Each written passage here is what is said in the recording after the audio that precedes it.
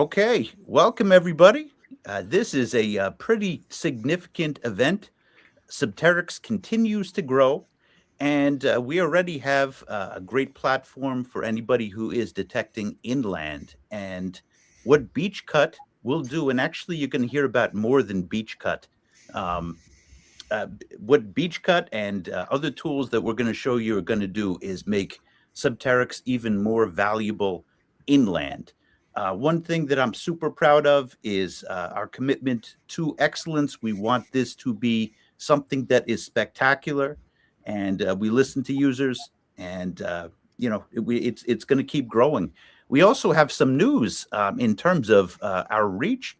Ryan, you want to tell everybody? But we should introduce everybody first. But we got pretty big news because a lot of people have been waiting for Subterrix to jump the pond or into other countries. So we got a lot to handle tonight. BeachCut is the primary topic, but Subterrix is full of news. So yeah, let's actually let everybody introduce themselves, and then we will rock with it. Sure. Meryl, why don't most people know you, but why don't you kick it off and then we'll move to Josh, Austin, and then I'll go last. Yep, absolutely. So I just did my intro right there. Let's do. So they've seen Joshua, they've seen Ryan, but Austin is the superhero behind the scenes. So, Austin, would you mind introducing yourself, telling them a little bit about you and what you do at Subterrix? Yeah, absolutely. Hey, what's up, everybody? I'm Austin. I am the chief developer of Subterrix. Been a little bit on the back burner, haven't been on many of these lives, but I've always been watching, trying to reach out and answer comments. We all thought it was time that I show my face, get my face out there.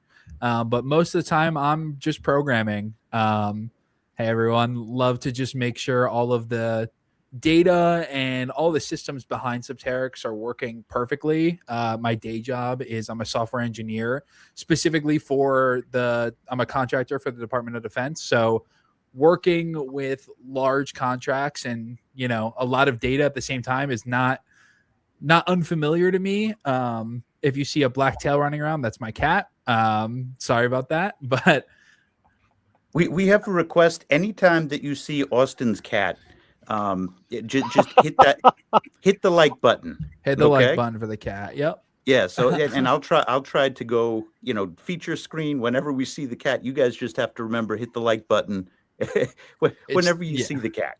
Yeah, I'm pretty sure that's what we talked about. Meryl, let me jump in. So what a lot of people don't know, and Josh, I'm not even sure if you know, Meryl, Austin's actually my nephew. Right. So my sister has 3 children. Dylan is my oldest nephew who just graduated law school. Austin is my middle nephew. And then they have a younger sister, my niece, Madison. So what most people don't know is that Austin is my nephew. So here's what we're going to do. If anyone sees that black cat, point it out, because I had suggested that Austin take it out of the room. If anyone sees it, I'm going to expose one very embarrassing fact that I know about Austin to the entire for the entire audience here. Okay, so let's see how many times that cat shows up. Now everyone's gonna love to see the cat. I got plenty of dirt. I'm just joking. Totally kidding. Also, Joshua, why don't you say hi really quickly first? Hey everybody, how y'all doing today? Man, we are so excited about launching BeachCut, and the Subterrix countdown. What's our score at? Ooh, that is a good point. Let's test my multitasking abilities. There you go. So right now we have 1,993 members, official members on Subterrix. And we got some big news. Once we hit 2,000, might happen in this show, might happen another time, but that's the actual live count. If you want to just test that out, if there's somebody of the 39 people I see so far on YouTube, if you want to test it out and do an account on Subterrix, you'll see it go up to 1994. So that's growing. And yeah, we'll have news when we get to 2,000. So I will just leave it at that. Yeah. All So right. Meryl, Yeah. let's. I don't mean to jump in here, but let's actually do a couple things right now. So this may be a good opportunity to let everyone know. And I worked with Austin on this Thursday night.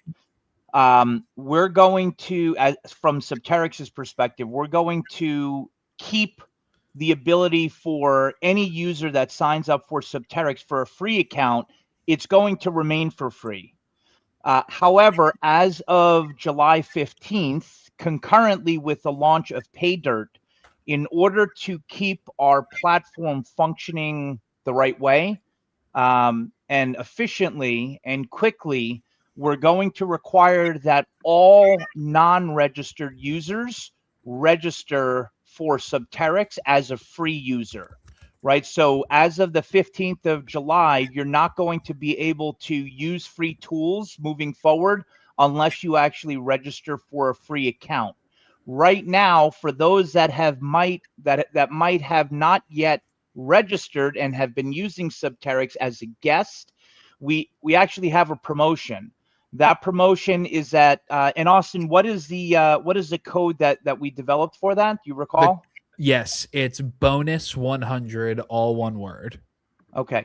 So if you go to subterrix.com and you actually register for account, there's a box there that will allow you to add the word bonus 100, and it will deposit an additional 100 credits into your account as a new user for you to play. So rather than just getting 20 credits to start off, you'll start off with 120 credits. And those 100 credits bonus does not expire. They will continuously roll over. So if you are contemplating on signing up for an account, today is actually the day to go ahead and do that. Back Awesome. to you, Merrill. Back to me. Well, I think the reason that everybody is here, at least, the title of the video is BEACHCUT. What exactly is BEACHCUT? Ryan, you have everything ready to show? If not, I could pull it up over here. But BEACHCUT is a app within Subterrix that I think really diversifies it. We have the ultimate tools between iLiDAR, Expedition Planner, Explorer, various others that tell you what type of magnetism is in the soil, what the soil is made up of. We have countless tools for with inland detecting, and this is a tool that will diversify it, because I know at least one of us loves metal detecting the beach here. A lot of people ask me what my favorite type of detecting is. The beach is my zen. You just listen to the ocean, and if you find great stuff, you find great stuff. It's a beautiful thing just being there, especially under the starlight. That is my favorite. But I'll tell you this: the opportunity comes with sand movement, because and I'm noticing this more and more every year. When something is dropped fresh, like, it starts to sink. I was at the beach this morning. I was at the beach last night, actually with Ryan, That's and right. stuff starts to sink, especially when there are big waves on a beach. And stuff gets uncovered later in the year when that light sand gets shaved off. And there are events that essentially make that happen. What exactly is BEACHCUT? It is your beach opportunity tool. It's a tool that will let you know that there is an event happening at the beach. And there's a whole bunch of different possible events that happen. So, Ryan, are you ready to show BEACHCUT? No, Merrill, you're gonna have to do that because you're gonna end up taking everyone through the process of following a beach, right, and then going to your dashboard. That's why we set it up that way. I can do it, right, Sounds but good. I already have alerts set up. Sounds good. Oh, right. But I mean the tools, bringing through the different, the stuff. Oh, sure. Yeah. And Sure. I mean, I Okay. could do that, but yeah. That's fine. I like listening to your speeches. This one's your tool, Merrill. So Okay. we built it. We built this bespoke. So I'll take them through the tool itself. I'll share my screen and take everyone through the tool, and then and then we'll have you just kind of go through the entire process here, and maybe what you can do is narrate as to how things are working and what people are actually looking at. Does that make sense? That makes sense. Oh, look, we gained one. We're at 1994 right now. Awesome. Okay. Yep. Well, we've got a big surprise if we hit 2,000. So let's keep those free registrations coming. So what everyone should be looking at right now is nothing more than just the home screen of BEACHCUT. Austin and myself took an incredible project on in a relatively short period of time.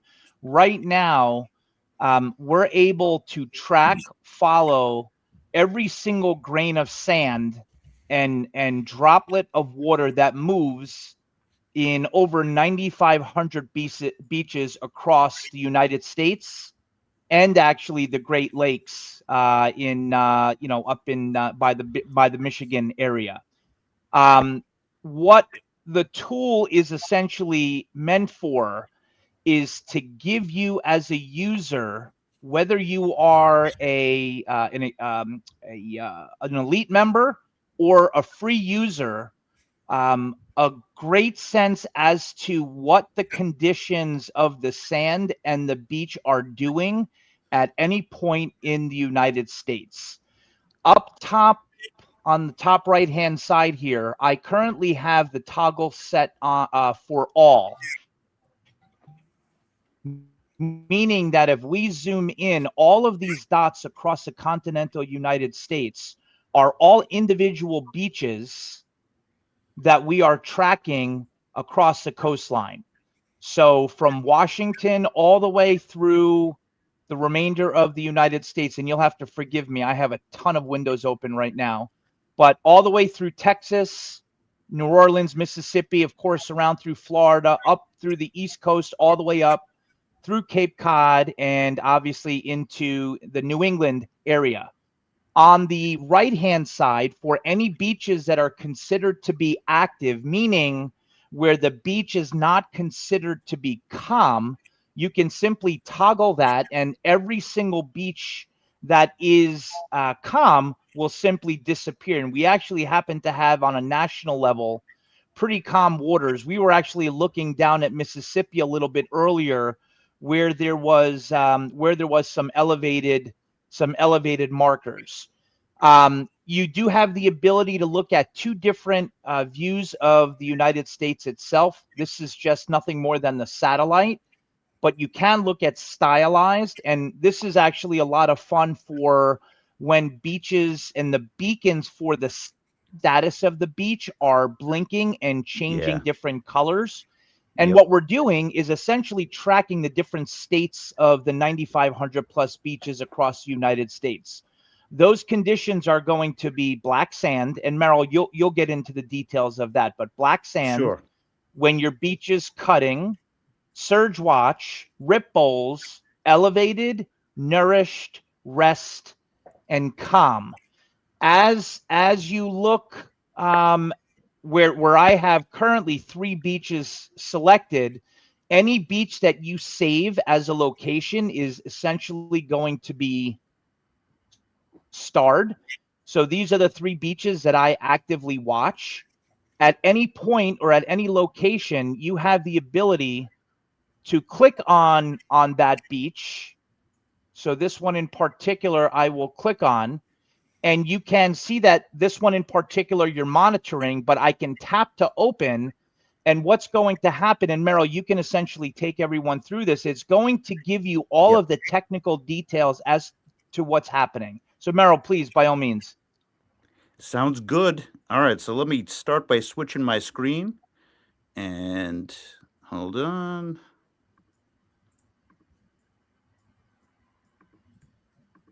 Nope.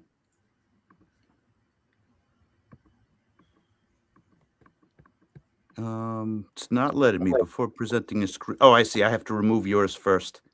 All right. There we go. So let me add to stage and remove. I got to switch. Edit the. Oh, crap.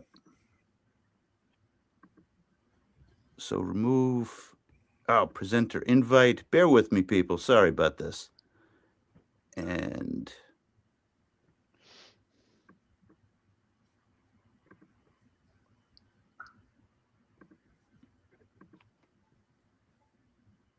BEACHCUT. Here we go. All right, BEACHCUT, cut live interactive map. You guys are all seeing my screen right now? Yes. We are. Awesome. Okay. Let me just check one thing. Okay, perfect. So right now, what we're going to do is I'm going to choose a beach right over in here. And what we're doing right now, I'm going to show you how you get text alerts. As an elite member, you get to choose 3 beaches. You could add more to that if you wish. And what's going to wind up happening is if there is an event, if there's something that will lower the sand levels, or even if there's a push-in event that's going to add sand, but perhaps once the wind blows, the sand, the light stuff comes off, and then there's the treasure layer. You want to know about events. So whatever your local beaches are, you want to sign up, and elite members get 3. So let me go here. I'm going to choose this beach. This was actually the beach Ryan and I were at. And I'm going to put monitor this beach. So I clicked on it, and I clicked on monitor this beach, and it says monitoring. And what I'm going to do now, I'm going to go back and dashboard, and it's going to say my name. Listen. Good evening, Merrill Kazanjian. Did you guys hear that? Good evening, Merrill Kazanjian. We did. And now we are going to go to monitored beaches right here. And you're going to click this. You're going to put in your phone number. Merrill, hang on. Pause 1 second. Why don't you move up and show them where Manhattan Beach at? Oh, there you go. Right at the top there, everyone, you'll see that there's one beach currently selected for Merrill to monitor, and that is Manhattan Beach. Correct. Yep. And you could add another beach on the map if you want. And if I'm not mistaken, you only have to do this once. You click Correct. here, you put in phone number, and you press save. And now you're going to get a text to your phone. And this is where I have to press stop sharing and go back to this and click on this. Oh my goodness, I'm multitasking this. You see this? And you get the text message right here. And now anytime that something happens on that beach, guess who's going to be notified? This guy. And he's going to rush over to that beach and hopefully get the gold. Yeah, we're actually going to simulate that, Merrill. So we've preemptively. You planted gold on the beach, Ryan? No, I wish I did. If I did, I wouldn't be here. You'd see me rushing to Manhattan Beach right now. But what we did do is we simulated a change of occurrence on a specific beach. So what we have Austin doing right now on the back end is changing the beach for Manhattan Beach specifically from calm to cutting. So Merrill, in just a moment, you should be receiving a text message identifying that Manhattan Beach, oh, there you go, is now cutting. So why don't you share that? There you go. Okay. That's awesome. So Merrill, why don't you now go back to the map and you show everyone what it looks like when the beach is cutting, and you can actually click on the profile and explain to them exactly what the science is behind the technology. You really have a lot of faith in my multitasking abilities. Oh, you're doing great so far. Yeah, man. It's taking all my brain power. Be there the morning it cuts. Is this it? Okay, so we could go here. And now see the live map. And let's go back to... Ooh, look at that! You can't miss that.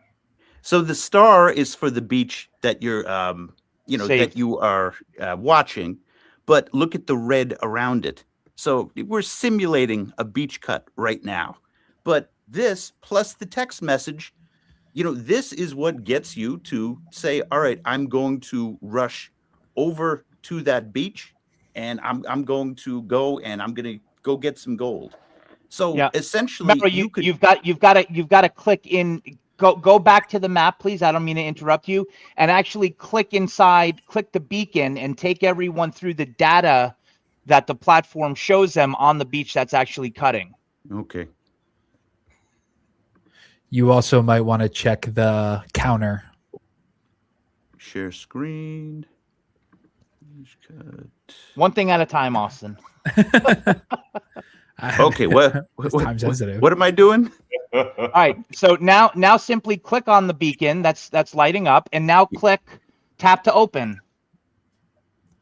Now that's going to show you a scientific backdrop of everything that's happening from a technical perspective, so you can take our viewers through that. Yeah. So the beach face is scraped down against its drift, and the heavy layer is exposed. This is the morning to be here. And when to go, the beach is freshly cut.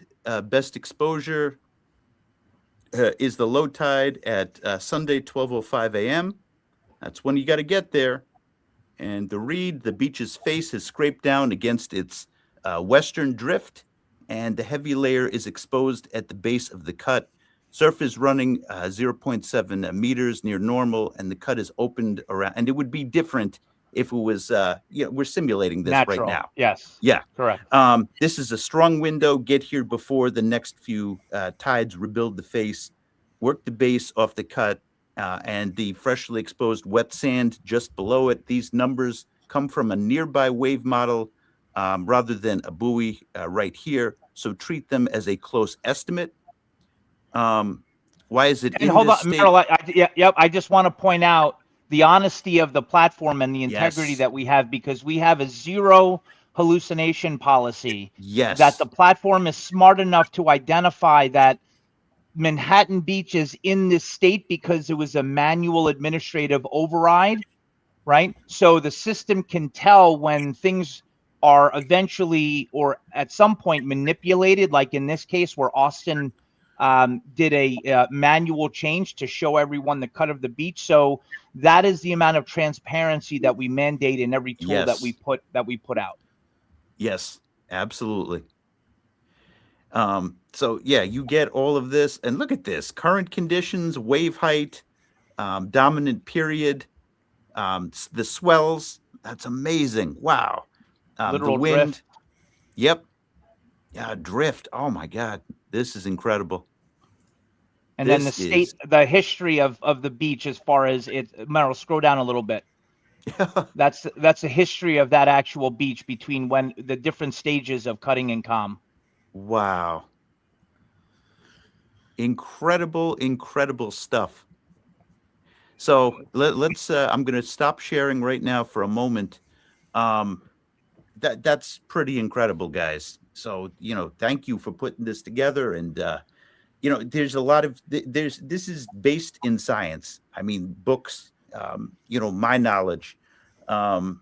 This is something that is going to make a difference when you're a beach detectorist, to know when there are alerts so that you could be alerted to events. We all listen to, weather stations. We get our weather news from somewhere, but this is next level with that. Yeah. I can't see it. Oh snap. We're one away. I got to share my screen again. That's why I told you to share it. I mean, I didn't want to interrupt, but it's a little time sensitive. We got to pop that. Merrill, by the time you transfer over the screen, it's going to be too. I'm just joking. This is totally why kidding. I should not be the one pushing buttons. Oh my God. So, all right, well, yeah, clearly we're going to get to 2000. And for those of you that haven't yet had a reason to register that are on here, should we just share the news, Merrill, before we get to 2000, so it might incentivize someone to be the 2000th user? Yes. Should I share my screen? Okay. I think at the end of the day, everyone knows that I love to give away stuff specifically from my personal hoard. Merrill and I thought long and hard about a different giveaway that we can offer. I couldn't find a coin from the year 2000 that that I thought was worthy of this particular occasion of hitting 2,000. So what I did want to do, however, though, is go back 2,000 years and share the coin that we're going to be giving away to only whoever is registered as a user of Subterrix. So this is a Roman Empire Trajan denarius coin from AD 98 to 117. So just under 2,000 years old. It's graded by NGC in very fine condition. So we did hit 2,000, and I can see at least on my screen that there's fireworks happening. So we did hit it. So what we oh, there you go. What we will end up doing is at the end of this podcast, if you're still here, we will do a drawing, and we will end up giving away this denarius coin from the times of the Romans, 98 to 117 AD. I love denarius in Game of Thrones. I bet you did. Yep. I bet you did. 2,000. That's quite a. It's been fast, man. We're still settling this stuff. Less than a month ago, we're sending somebody to New York to come detect with us. That has been, the person has been decided. We're still getting the travel plans together with that. So that's how fast this is happening. So thank you for the support. Thank you for spreading the word to everybody about Subterrix. Yeah, that's pretty cool. We'll keep the 2,000 thing going. Yeah, so absolutely. Do you want to tell them about Lazarus? I do, and this is actually the first time that Josh has heard about Lazarus. So one of the things that we've been contemplating on from a strategic perspective is do we keep on building here for the United States? I think with the launch of BEACHCUT and Pay Dirt, which I also want to talk about for a couple seconds today, which is launching on the 15th of this month. We are strategically starting to expand Subterrix to Europe. We already have some testing and modeling in Switzerland, which I will show for a few minutes before we wrap up today. But Merrill called me up. Was it yesterday, Merrill, or Thursday? It was very recent. Yes. Okay. So Merrill called me up and said, we're going to be debuting BEACHCUT, which obviously has the word beach in it and really could be appealing to those that love to detect on the beach. But we're going to have a pretty significant number of followers that love to detect around lakes and other bodies of water. And it took me all of about 10 seconds once Merrill identified that Josh likes to detect around lakes. Josh is a beast, absolute beast. I remember that handful of gold that you showed me, Joshua. Yeah. So it took all of about 5 seconds to be convinced to start building what is going to be the newest tool after the launch of Pay Dirt that I aptly named Lazarus. And Merrill, what we're going to do is we're actually maybe we can do it now before I actually show a mock-up of it. But maybe we'll do a giveaway right now if we can, Merrill. Yeah, we can do that. So the name Lazarus. Why would we name that tool's name Lazarus, and what historical connectivity does the name Lazarus have? Whoever comes up with that answer first, and I don't think we need to do any type of reel or anything, Merrill. Just pop it in the comments. What is the connectivity between the tool Lazarus and the connectivity historically, and why would that name be appropriate for a tool that shows surface land when there's water that has eroded? So I'm going to give you a little bit more with that. We all know that there is opportunity that comes with drought. Now, there have been a few times that local lakes have been at lower levels, and people swim there. Old swimming holes. Like, you can really do extremely well at old swimming holes, and you're not just limited to shoreline beaches. There's lake beaches also. And well, lake beaches have shorelines. You know what I mean? Like sandy beaches, ocean beaches. That was the word that I was looking for. So there are lake beaches out there, and they don't have the same rules as ocean beaches, but anywhere that people swim, the same rules apply. Your hands kind of get wrinkly. Sometimes you put stuff in your pockets. Both of those things cause stuff to drop out. And what Lazarus is a tool that will let you know when there are drought opportunities. So Ryan's question is, why would we name this Lazarus? So put your answer in the comments, and we will take a look. Yeah, man, Merrill, along with that, like you're talking about the beach areas and things, and I've, personally, areas that I've hunted in lakes and stuff, I found amazing things in drought areas where I can get out. The water drops 5 feet. There's going to be areas that would normally be 5 feet over your head if you don't have the ability to go diving for it. So that's an absolutely amazing tool for anyone around the country. But also, don't forget that there's so many lakes in the United States that were built by flooding valleys and such that previously had habitation. So I know of areas and lakes and things throughout the country where there's small towns that are just under the water. But if you have a drought scenario where you're uncovering a ghost town that hasn't been seen in 20 years, you could have an absolute bonanza.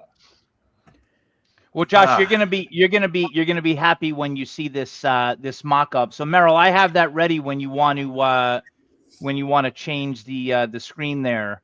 Yep. But I'll take everyone through it. Just keep in mind, everyone, that this is a live working version. The fundamentals have been created. We already have over 9,600 lakes available in Lazarus. Right now, the 9,600 are exclusive to New York, New Jersey, I think Connecticut, and Texas. So we're adding, right? We're not going to launch this until we have all 50 states in. But what you're actually looking at is the Sam Rayburn Reservoir in Texas, right? Which it looks like it has over 89,000 acres of water that it covers. So what we're doing is we're creating the periphery of that lake, which is ginormous.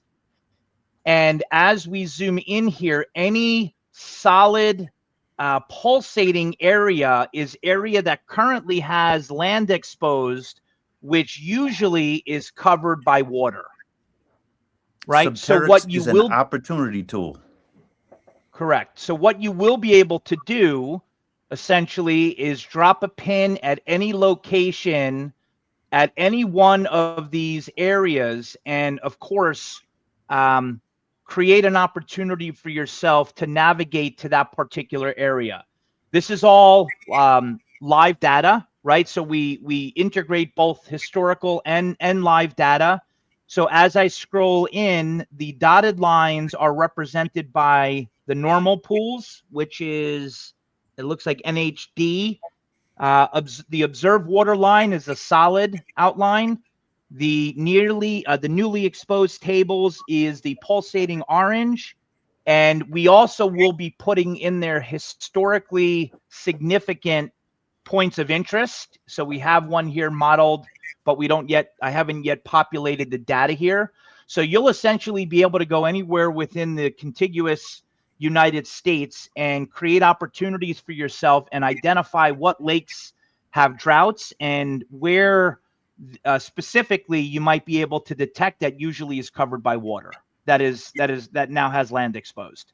So that's Lazarus, and that is probably going to be our last build over the next couple months. But this will probably launch before the end of July. How many times have I heard that, Ryan? Luckily, we haven't been delayed in anything. If anything, we launch him quicker than we say. Amazing, right? But we're tired. Austin's tired of getting these kind of harebrained scheme phone calls from me at midnight, and we're already working hard on expanding our presence into Canada and Europe. And so far, it's looking pretty darn good. The output of work that we've been able to put out there. And Merrill, I can share that whenever you like. Say that again. I was clicking on comments. Sorry, I'm like Dory. That's okay. If you wanted me to show everyone a quick glance of at least one of the tools that are already built and modeled out for Switzerland, Yeah, I could if you like. definitely. We just had some great questions and comments. I was just reading through the comments without my glasses. Let's go through those first as I set up. Sure. Yep. And also, if somebody can look at the answers, because we had a few really good answers as to why it's named Lazarus. So let me see. There was a question on BEACHCUT. I want to get back to. Oh my goodness. I just lost it. I'm going to highlight some of the answers in the meantime, but there was a great question on BEACHCUT. My guess is they chose Lazarus because just like Lazarus was raised back to life, coins, jewelry, and relics that seemed lost forever are suddenly brought back from the depths. Nice. Yeah, it's a great explanation.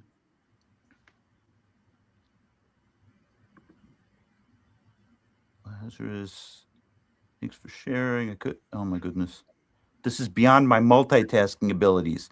All right. So Ryan, why don't you share the news from, so hold on. You all know I'm scatterbrained. Okay. You all know that. And thanks for the patience with that.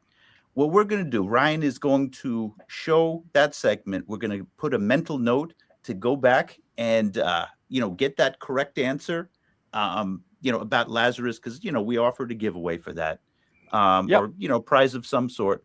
And then I'm going to find that question while Ryan is showing the news about Switzerland, because I'm reading the comments and doing the show.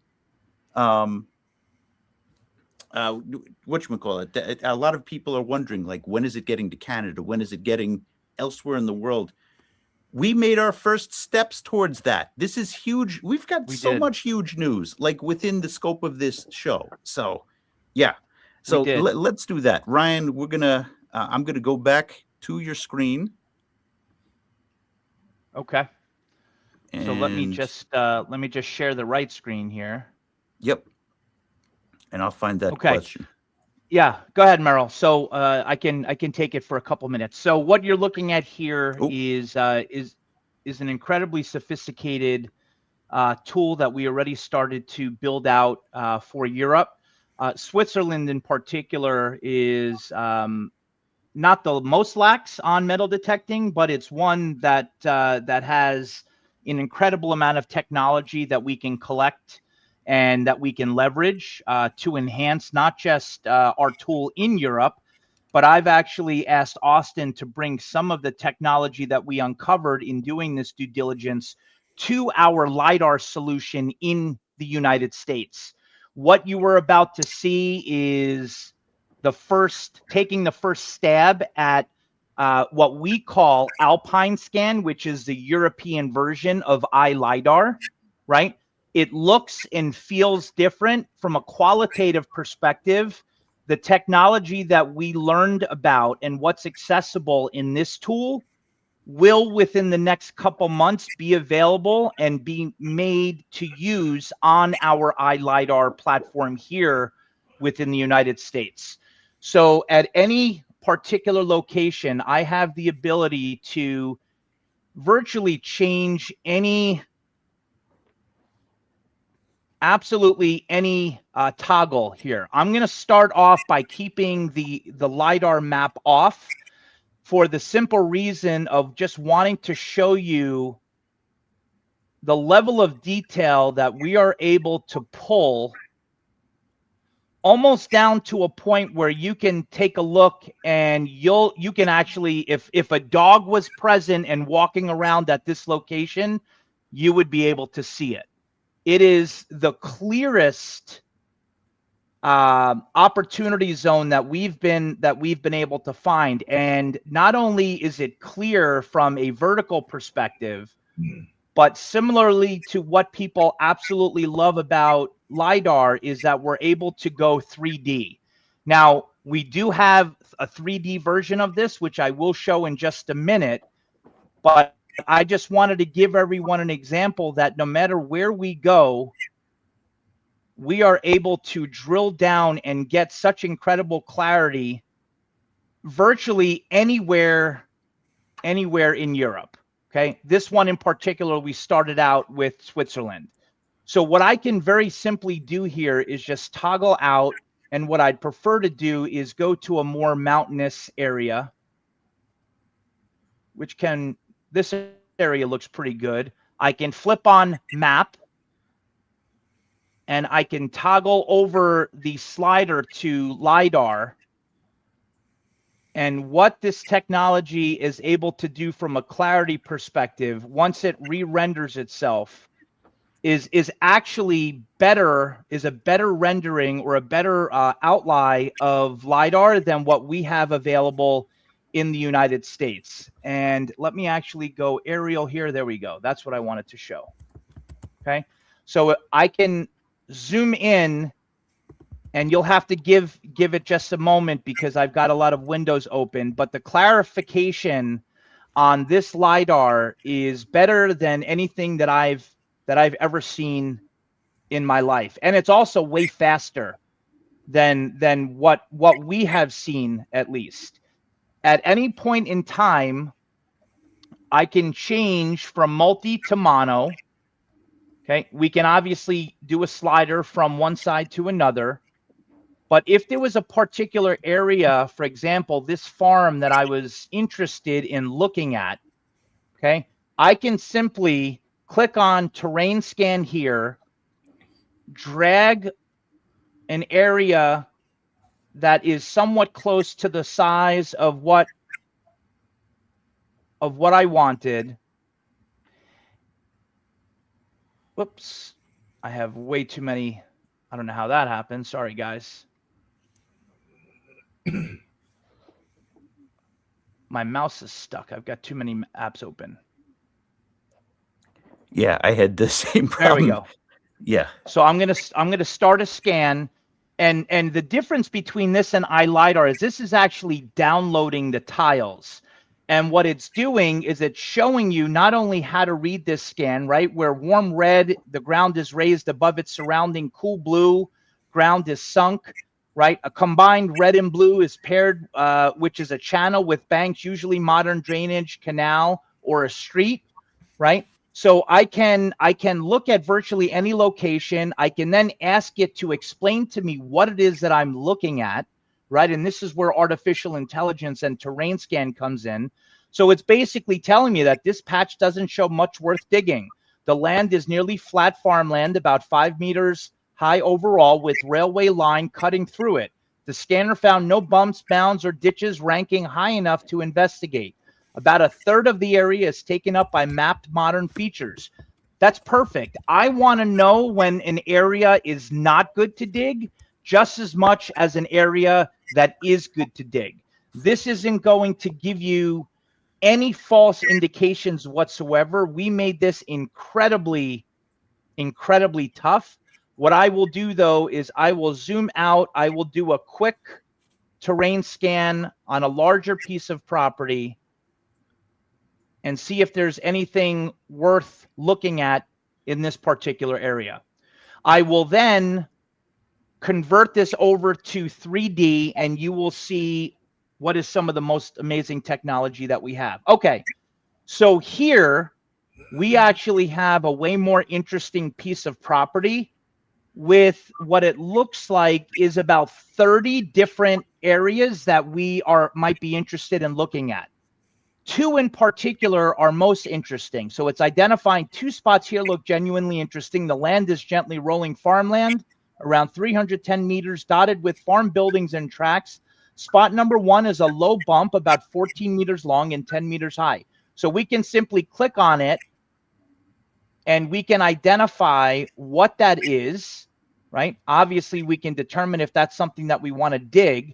I can also just generally click on find top spots.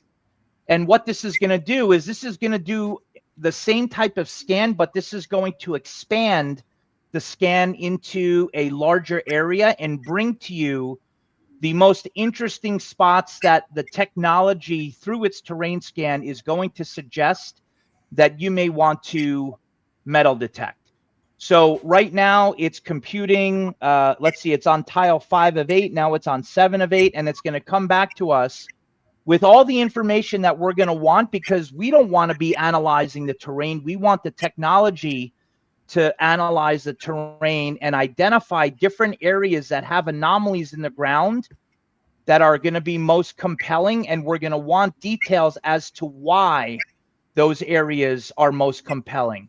You're going to get detailed descriptions as to why for each point,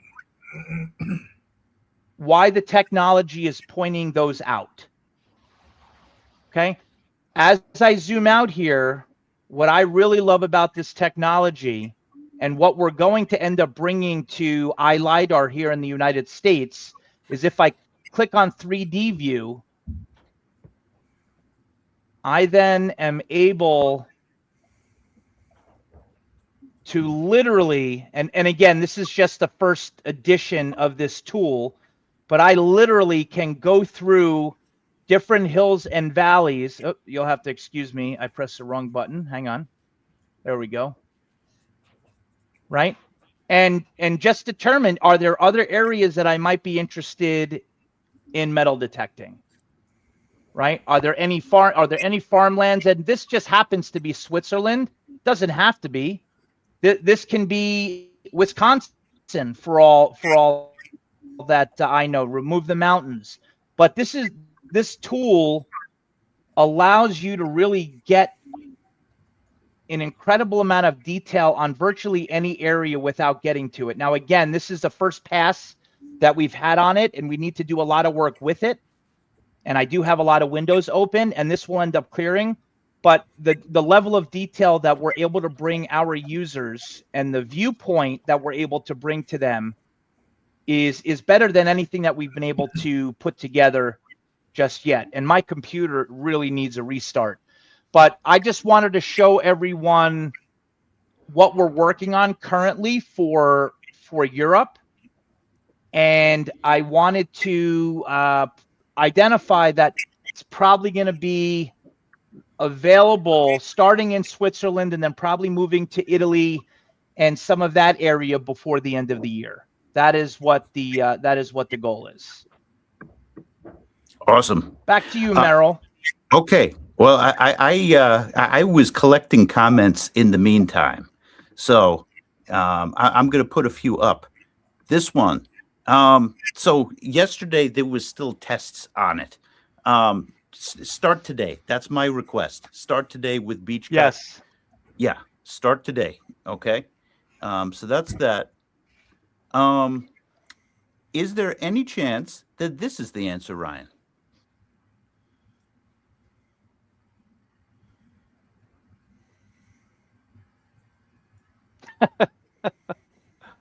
The platform allowed geospatial data and historical records, health detectors find historical sites. Mike Lazarus, a military, very well-known member of the community, frequently collaborates with Subterrix.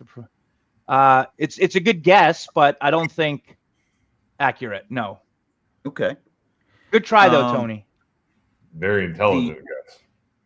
The question that I was talking about before that caught my eye, is there any way for BEACHCUT to show you the other beaches not on your radar or list that they are cutting? Yeah, so the answer is, and I'm going to sound like a lawyer here, it depends. We have a very strict policy on being able to receive data and interpret it. And when we put the fundamentals out there and we're analyzing that data, if we don't collect enough for us to be able to accurately define something before we send one of our users out there, we just eliminate that. There are so many beaches, and we have more than anyone by far, 95, 62 or something like that. But there are clearly many more than that in the United States. Sometimes cities, states, counties, or the government will release data. So right now, no, but I can tell you Austin has been instructed to build agents to continuously look for opportunities to expand that list of beaches, so that as the government, the state, the county, or whoever comes out with the data that allows us to interpret and deliver information, those will be added to the list. So I probably say 20 to 50 in the next couple months, but we have to have reliable data in order to be able to report reliably to our users, because the biggest fear that we have is sending any one of our users on a wild goose chase. Great answer. This one. So our lakes are run by the Corps of Engineers. We are only allowed to detect the swim beaches, nothing else. Yeah, it's ultimately up to the user. If you decide, something like that is tough. I really can't speak about other, states, but I know in New York there's some that are, you cannot swim at, and there's signs that are posted, and there's other ones that you can. One of the things that I've gained from Subterrix is I've become aware of a lot of new sites. Like if you use the platform, it's got a lot of discovery tools that will make you discover places that you've never thought of detecting. And in time, I think that can be applied to lakes as well. Yeah. This is a number one question I get on videos, not, that Ontario, Canada is the land of 100,000 lakes, but Canada, you mentioned Europe. Do you have any thoughts on Canada, Ryan? Yeah, I actually thought Canada was going to be first on the list. We just happened to be doing some diligence on Europe for a number of reasons, and we came across Switzerland, of all places. But we will be working on Canada in concert with Switzerland. So I would venture to say that Canada will be available before the completion and build out of Switzerland being available. We recognize that is a huge opportunity, not just for us, but there's a ton of really great detectorists and detecting fans out there in Canada. So the answer is yes. As we build out Switzerland, we will concurrently on a separate track, but concurrently building out all of our tools for Canada as well. Got a question. Will this app work in Caribbean islands like Puerto Rico? Yeah. I honestly don't know. The answer to that. I would have to say, feel free to email any one of us with that question, and we can do some back end testing and see if it's currently available. There may be some tools that may be available if we're getting data and reporting. Some may not be available, but I've never tried, so I don't yet know. But that was a great question. Yeah, for sure. And so I just want to answer. That was the question I was just going to answer. Hey, Yeah. Pete, how are you? I appreciate you joining. I actually messaged Pete a little bit earlier. There are tons of counties. I actually first read that and saw countries. There are also countries that are not cooperative with a lot of their info, like France, for example. But there are tons of counties that are not cooperative with their data. Especially when it comes to data associated with water. There's just so much data that we don't have access to, which is incredibly frustrating.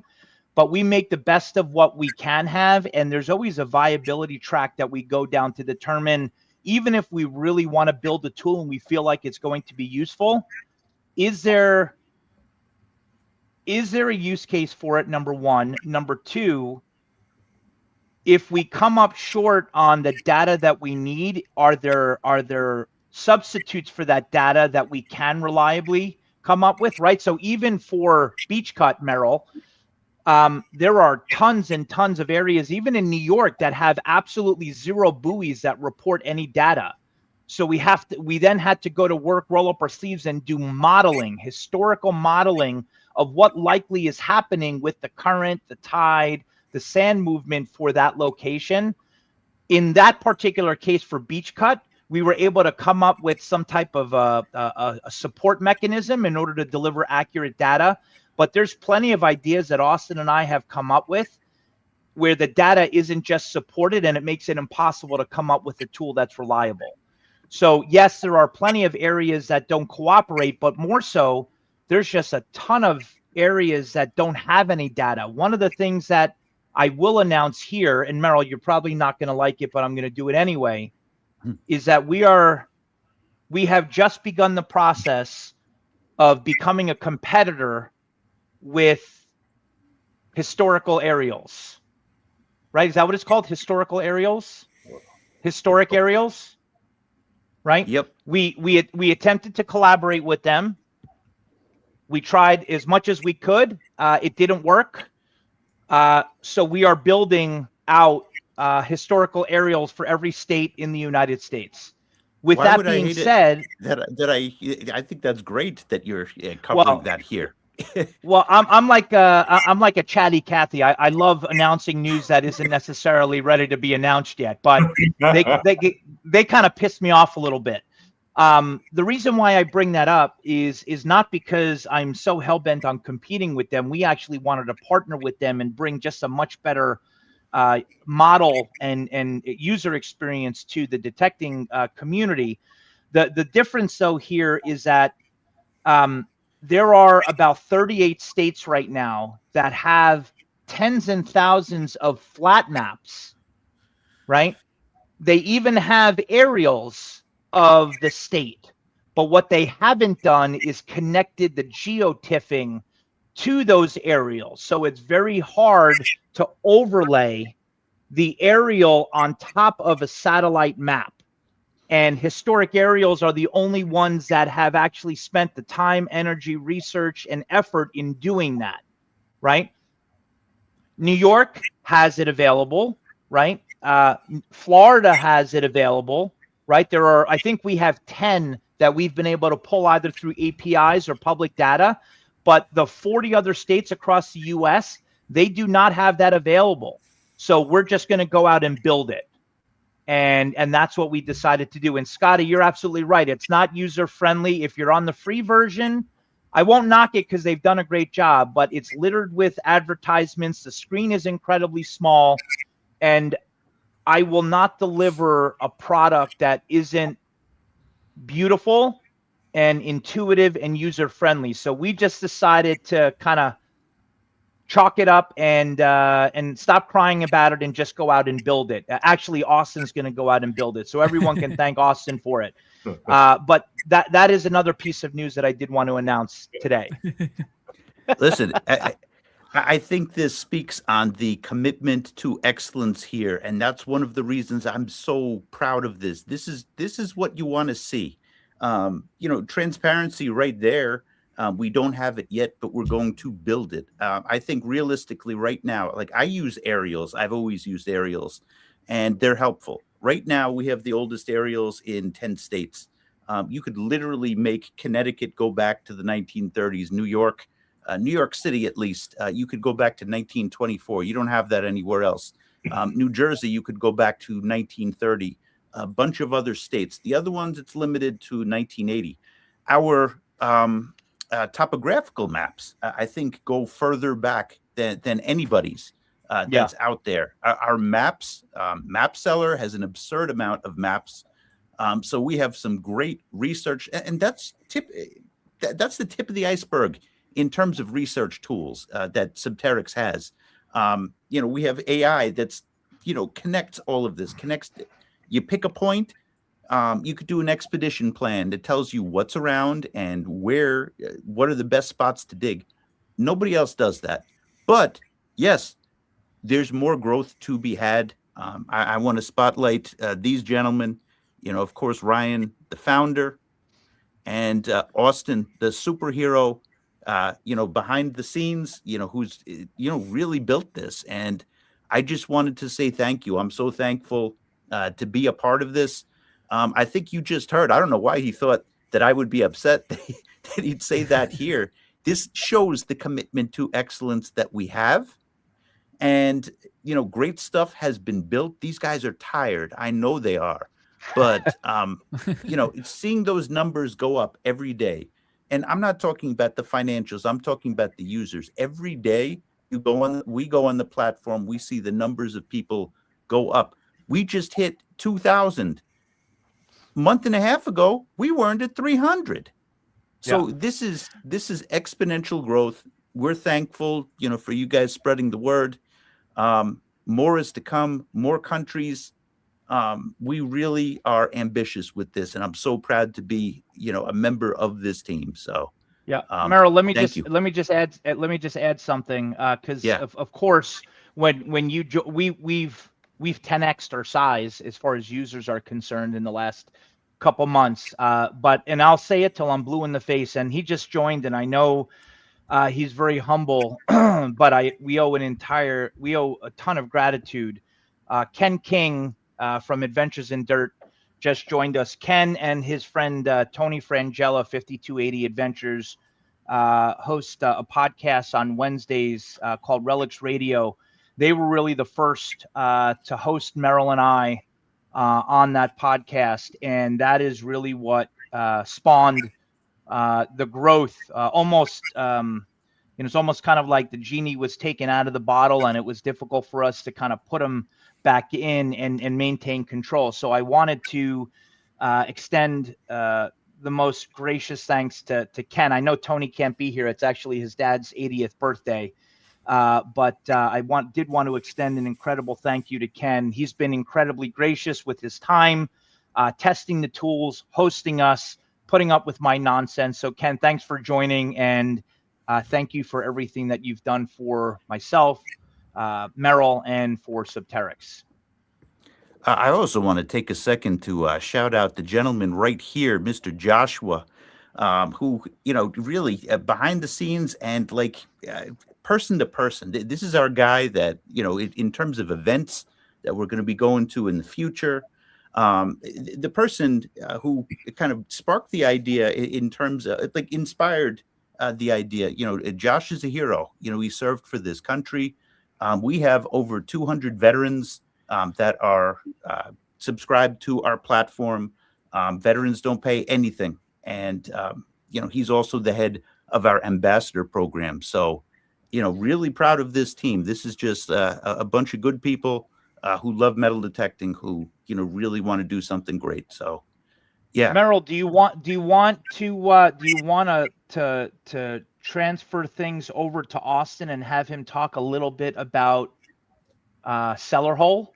Yeah. The Cellar Hole feature that we just added. So you folks may have seen about 10, 12 days ago, on a random day, I called Merrill and Josh and Austin and said, hey, we have a really unique opportunity to acquire some technology that gives us the opportunity to expand identifying where cellar holes may be when our users are using our LiDAR product.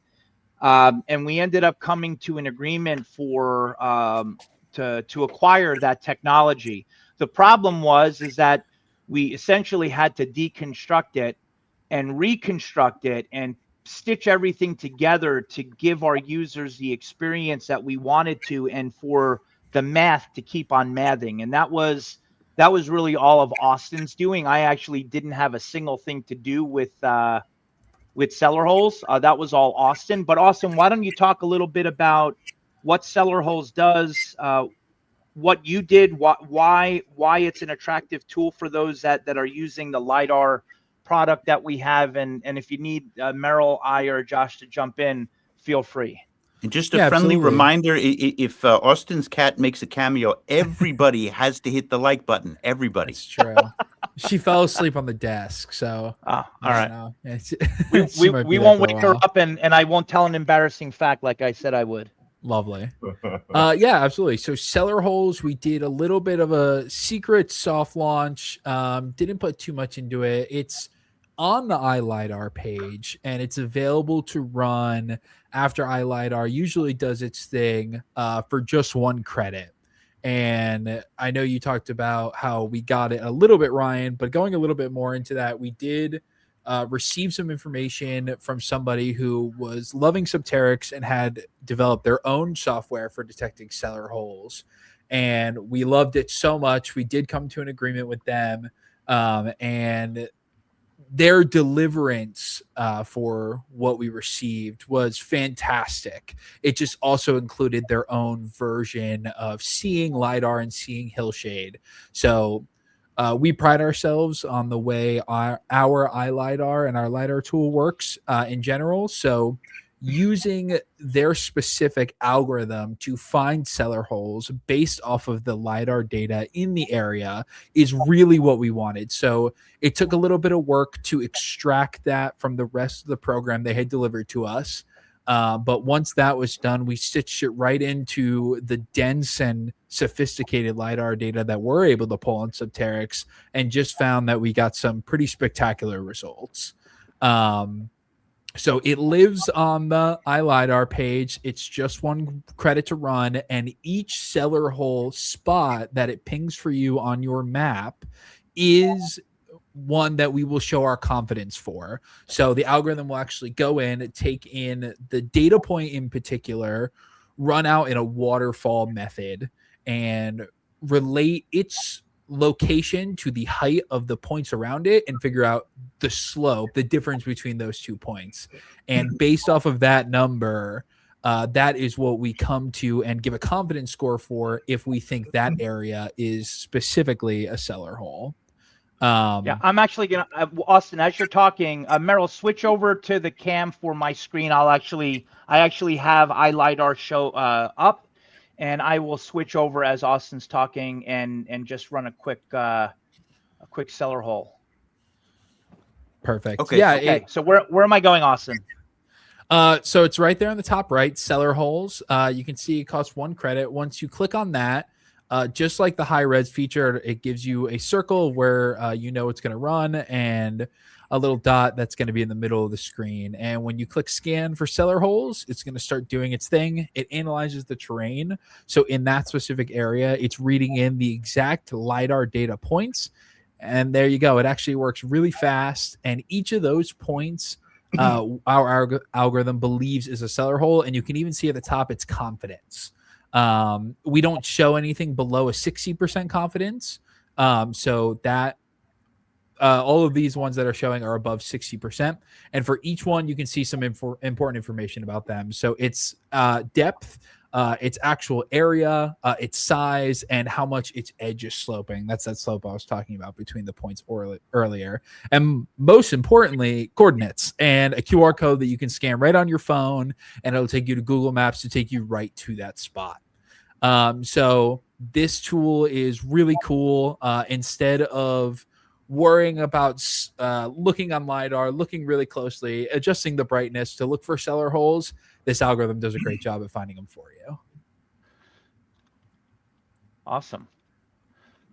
How How long did that take you to? Yeah, go ahead, Merrill.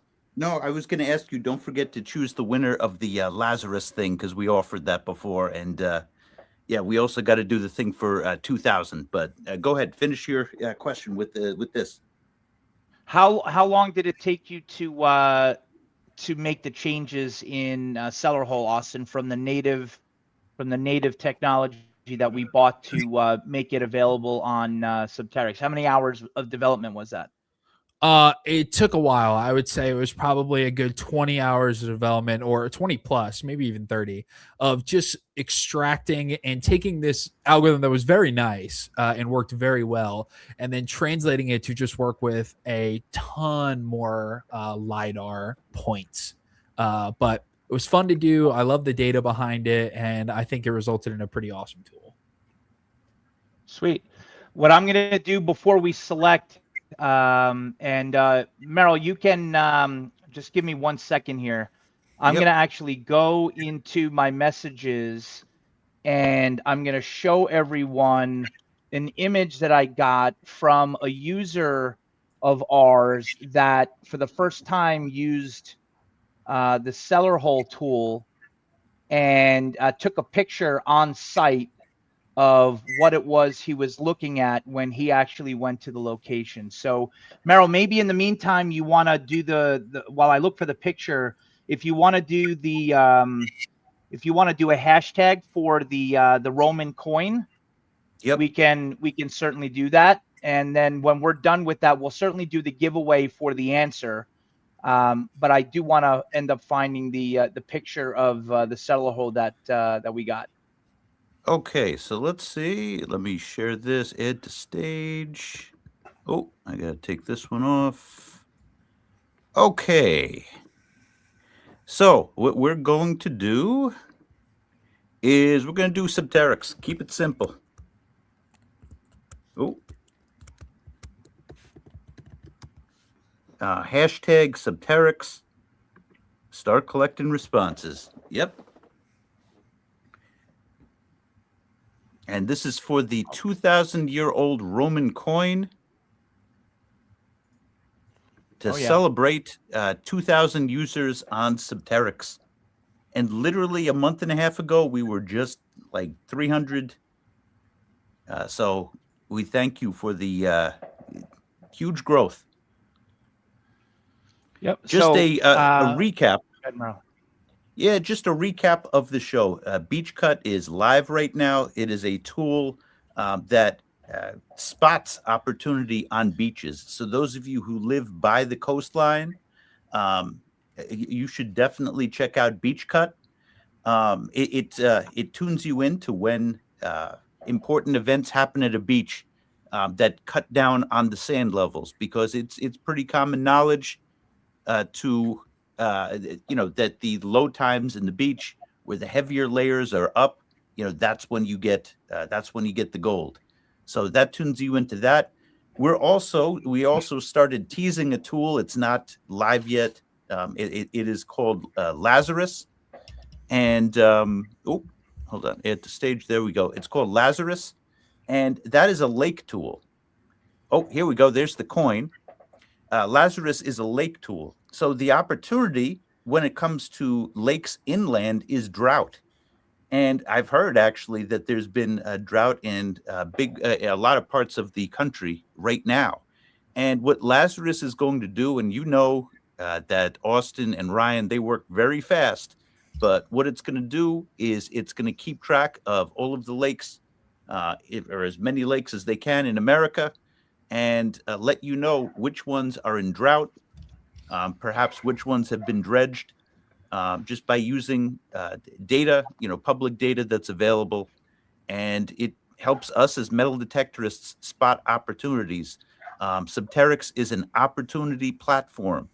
And, whether it is spotting cellar holes, which is what we were just talking about, looking at beach cuts, identifying when the beach is low, when lakes are in drought, Subterrix kind of does it all. So very proud of this platform. Okay, back to you, Ryan.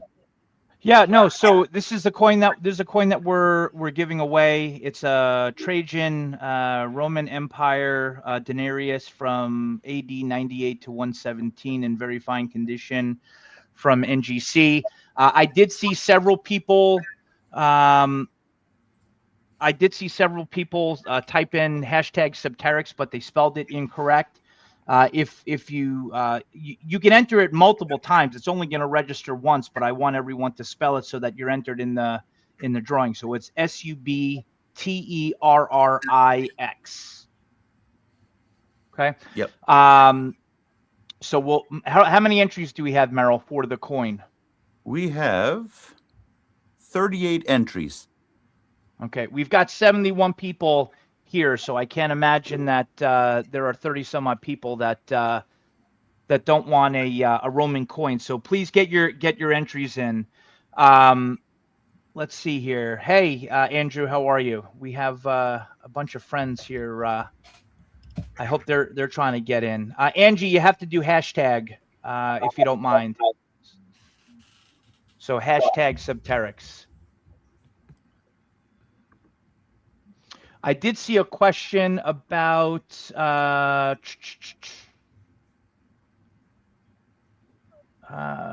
we going to be doing a demo on how to use Subterrix by a beach? I think I saw. Yeah, that's the theme I of it. saw We that. could go through that again. Yeah, I went through it once. I'll go through it again. I'm always nervous about pushing buttons, but you know what? We'll get that. All right, so get your final entries in. We got 41 entries. Yep. Keep in mind, you have to, in order to be eligible to win this, you have to have a Subterrix account. Don't be one of those people who entered and don't have it. So then we give it to the runner up, even if you don't have it right now, right? If someone does not have it at this moment, let's wait for the competition to be over. If you create it in the next 15 minutes, we'll let it slide. But in order for us to give this away, you have to be a user of ours. We've been a little too liberal in the giveaways, so we'd love for you to try the platform out. Yeah, and the platform, I mean, there's no credit card information if you're going for a free account. What people usually do, they start with the free account. You get 20 credits per month. You get to try like any of our tools, and it refreshes at the beginning of every month. There's some people that stay with that. Most of the people usually wind up going on for the full elite membership. Yeah, we actually have insanely high conversion rates as a tech company that offers software. The average conversion rate from free to a paid user is around 2.5%. We're at over 14%, which is about 7x. And that is just a testament to the qualitative aspect of the tools that we have, the availability that we offer, right? So I get about 50 emails a day of users.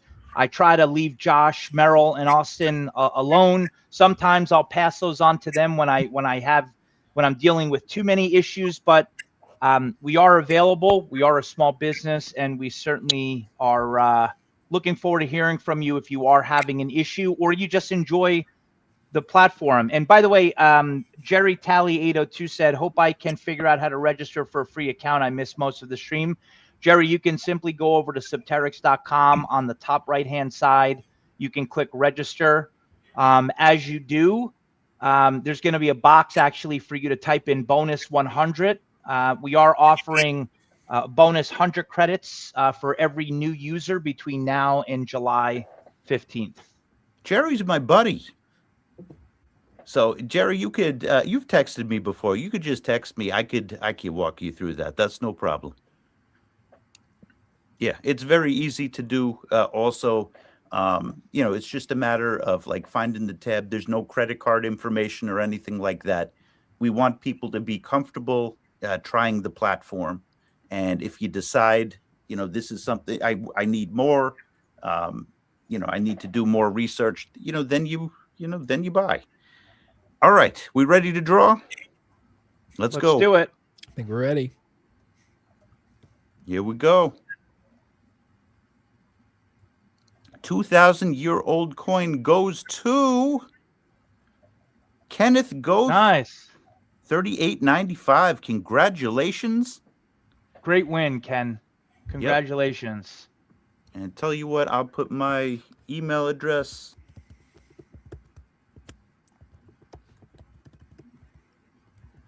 And you could reach out to me here. Just friendly reminder, you have to have a Subterrix account. Could be a free account. That's up to you. But yeah, in order to get the coin, you have to make sure to have that. Yep. Yeah, so congratulations. So, Merrill, what did you want to do? Did you want to cover just really quick BEACHCUT again, or did you want to just do kind of a quick recap of announcements of what we're working on? Well, we have 72 people here now. I say let's go. I'll get through my nerves of pushing buttons on fancy platforms, StreamYard.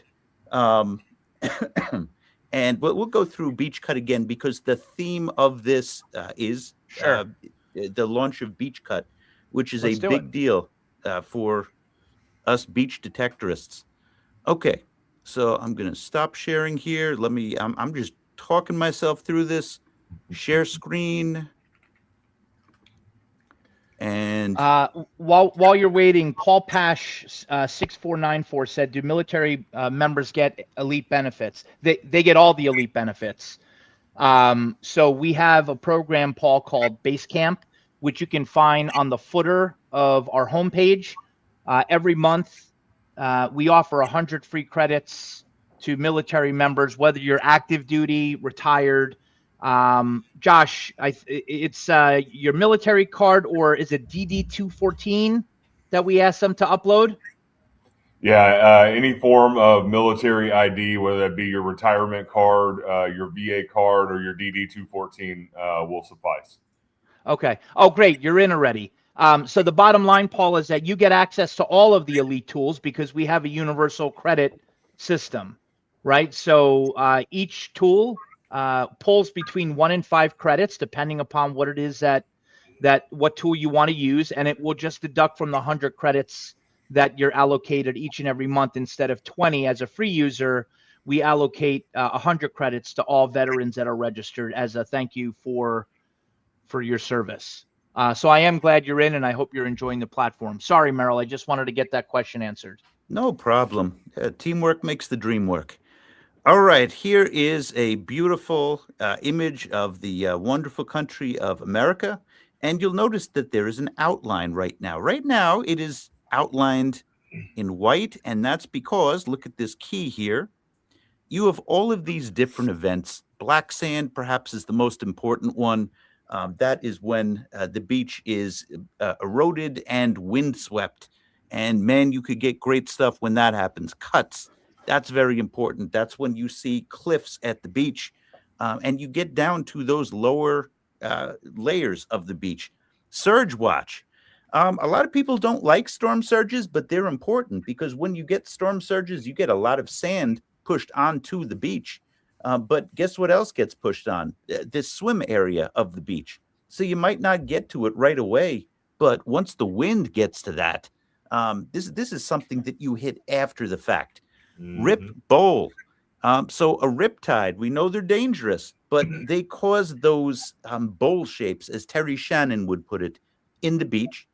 And whenever you get extreme riptides, you're going to see areas that are just washed out and pulled out to sea. And this also gets you to the lower layers of a beach. Elevated active surf, that means that stuff is really, really moving around. Nourished beach, that means that basically beach replenishment, sand gets dredged in from offshore. Oh, we hate that. Reset and calm, that's where most of these are right now. But what you would do, depending upon where you live in the United States, I live in New York, as you know, metal detecting NYC. I'm going to pick another beach right by me. And I'm going to choose, here we go, this one. So I clicked on it. Now I'm going to click. Hold on, Merrill, before you do, just move up so that we can see which beach that is, because the screen's, zoom out. Yep. There you go. Okay. There we go. And I'm going to click monitor this beach. And now it says monitoring. And I already got the text message right here. But what you're going to do, zoom out a little bit further. I'm going to go back. And it's going to say my name again. Dashboard is a really important tool. It's called Kit, right? Just like Knight Rider. Good evening, Merrill Kazanjian. You heard that? AI just talked to me. Good evening, Merrill Kazanjian. And I'm going to go down to the beach section. I really should have brought my glasses. Here we go. Monitored beaches. You have to have your phone number in here. And you could see your beaches here. You could choose to remove them and change beaches. If you're an elite member, you get 3 beaches that you could choose. You could add more for $1 per month if you wish. But if you're an elite member already, guess what? You have this already. So you should use this. And we have lots of elite members now. So you got 3 beaches that you could choose. Basically, you're going to put your phone number in, you're going to save. And what's going to wind up happening, I'm going to press stop sharing. I'm going to go back. Hopefully my face doesn't scare people. You see me on this channel all the time. So for whatever reason, I guess it doesn't. And you're going to get the text messages that you are now alerted whenever there is a significant event at the beach. Yeah. That's a So big Merrill, deal. there's actually a double alert feature that we have. So when you select a beach, right, it's automatically saved to your dashboard, right? And as you said, if you're an elite member, you can monitor 3 beaches, and when you go back to the map, your beach will be pulsating depending upon what the change of that beach is. But when you go into the dashboard, there's 2 types of alerts. There's text messages, which you've talked about, but when your the status of your beach changes, it will also alert you in the dashboard. So we have Kit that will say, "Good evening, Merrill Kazanjian," and then it will say, "Your beach, Manhattan Beach, is currently cutting. Here are the conditions.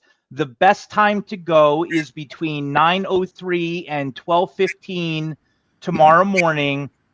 Go now." So it actually will talk to you and verbally tell you above and beyond the text messaging, and you can change the cadence of it of every time there's a change, once a day, once a week, once an occurrence. So you are the master of the communications when it comes to BeachCut. So I'm going to go back for a second to tools and BeachCut, and I forgot to zoom in on this because this is just too cool. Excuse me.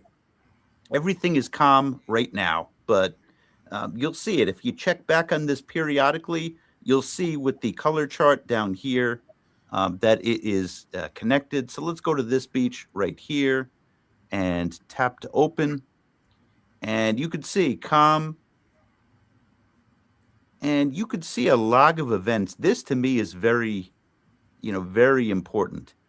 Because you could see within the past few, weeks or however long, the past week that, what events happened.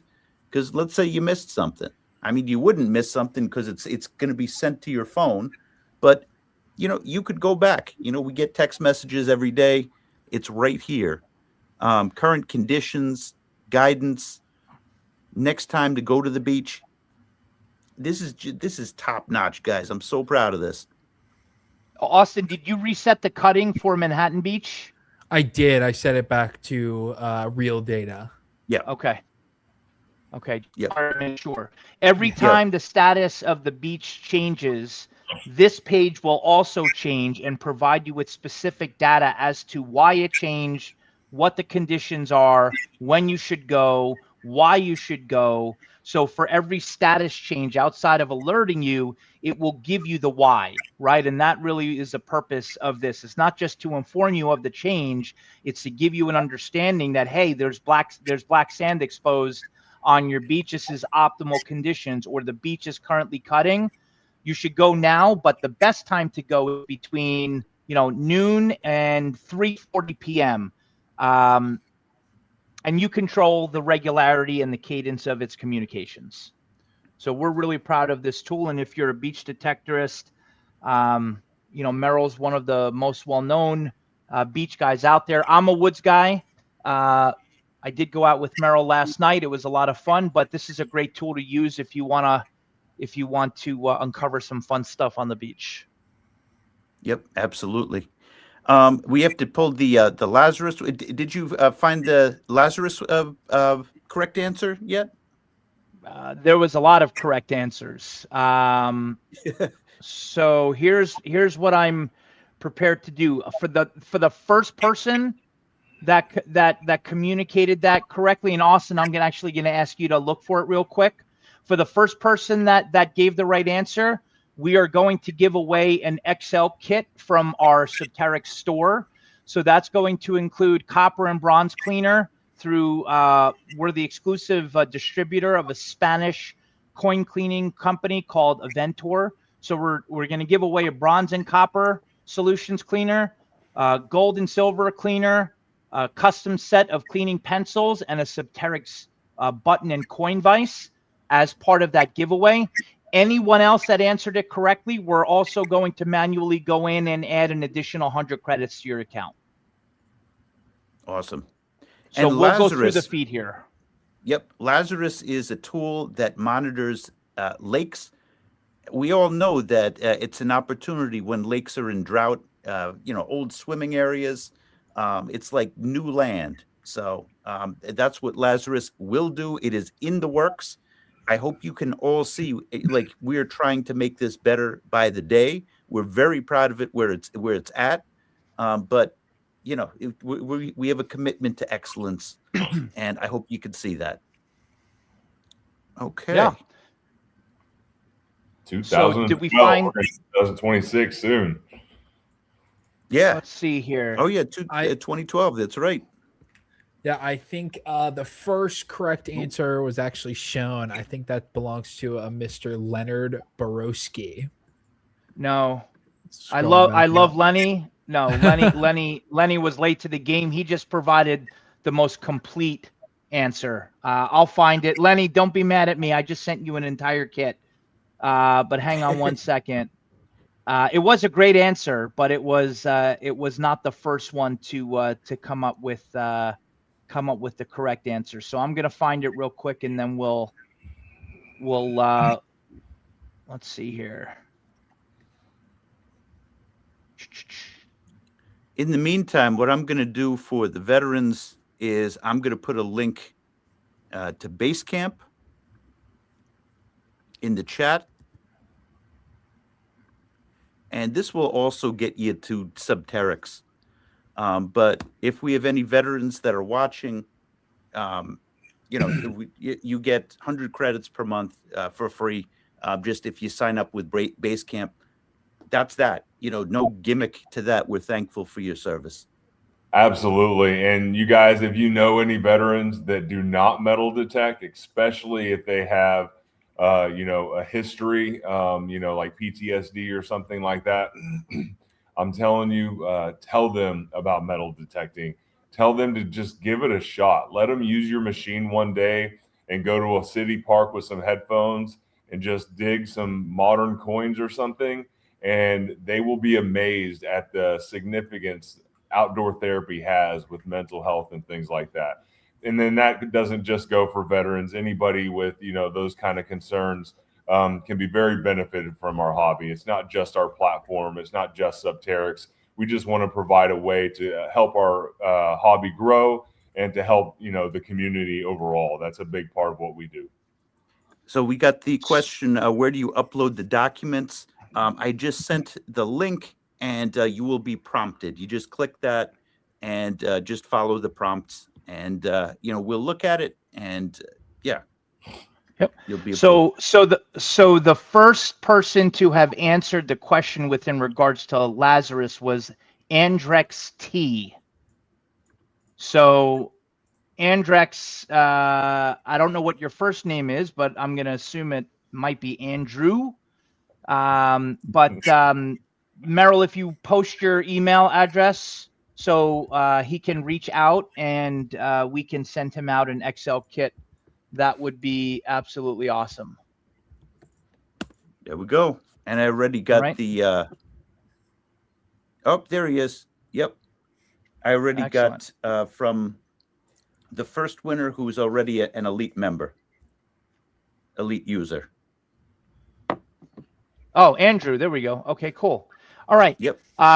Let's do a quick recap. I'm sure there are people interested in watching the Argentina game that just started, right? Yep. So BEACHCUT is out. It's available. Elite users get 3 free beaches to be monitored. You can swap them in and out. If you want more than 3, you can have as many as you want, but anything more than 3 is just $1 per month per beach, right? But elite members will get it for free. Free members will still be able to look at the map and see what beaches are cutting, but they won't get the alert capability, just to let everyone know, right?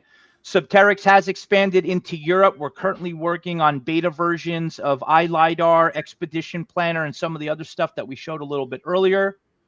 About 2 weeks ago, we launched Cellar Holes, right, which is a product available within iLiDAR. It's a technology that we acquired and reconfigured to show you where cellar holes are within an area that you're looking at. It costs 1 credit to use. We are currently working on a new tool called Lazarus, which if you're not a beach detectorist and you like to detect lakes, the technology will allow you to identify what areas of a lake is exposed, and now you have access to ground that is usually underwater. We just started that build a few days ago, right? For any free users that are out there, by July 15th, please register for a free account, because you will need one in order to use the tools, right? We will still continue to offer you 20 credits per month, right? But you have to be registered. We can't continue to offer the tools for unregistered users. We have to know who's using the platform, and there are allocations that we have and algorithms that we use to determine what we're doing. What was the answer for Lazarus? Essentially rising from the dead. Right? That was the answer, Brady. And then I think that's everything that we wanted to cover, at least for this live, Merrill. Yeah. Yeah, go enjoy the soccer game. If you haven't gone to Subterrix yet, it's a platform that is formidable now, very formidable. But I hope you could see, even though people are happy, even though we're somehow at 2012 members right now, people subscribe to it. And like a month ago, we were at like, 250, a month and a half. We're still trying to make this even better, and looking for new opportunities, such as Lazarus, looking at the lakes, BEACHCUT. I think it speaks for itself. So thank you, everybody, for joining us Merrill, tonight. hang on. Couple quick things before we go. I'm sorry to jump in. Someone said I set up my free account before Basecamp was out. How do I transition it? You can reach out to Josh. Josh will help you. Josh will connect with me, and we'll get you into the Basecamp program. Right. So that was for Mike. It looks like Mike Bruce. Right. And then, do you have an annual price for a veteran membership that includes Elite? We have an annual membership, depending upon if you're connected to a club or not. There is a discount, right? So we do significantly discount annual memberships, but we don't have a specific price for veteran. If 100 credits is not enough and you want an Elite annual membership, it will be that price, but we do discount Elite at least to where we give 2 months for free. Check us out. We were on Quarter Hoarder a couple weeks ago. That was a really fun episode. On July 20th, Merrill, Josh, and I will be on American Diggers podcast for the second time. So please support us there.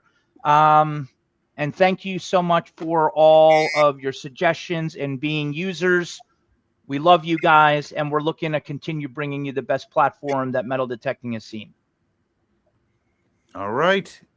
Thank you again, everybody. And we will be, next news that we have, perhaps Lazarus. That's when we'll do our next live stream here. And make sure that you follow Subterrix social media. That's where you get the news first. Okay. Thanks everybody. Have a great night. Good night, everybody. Good night.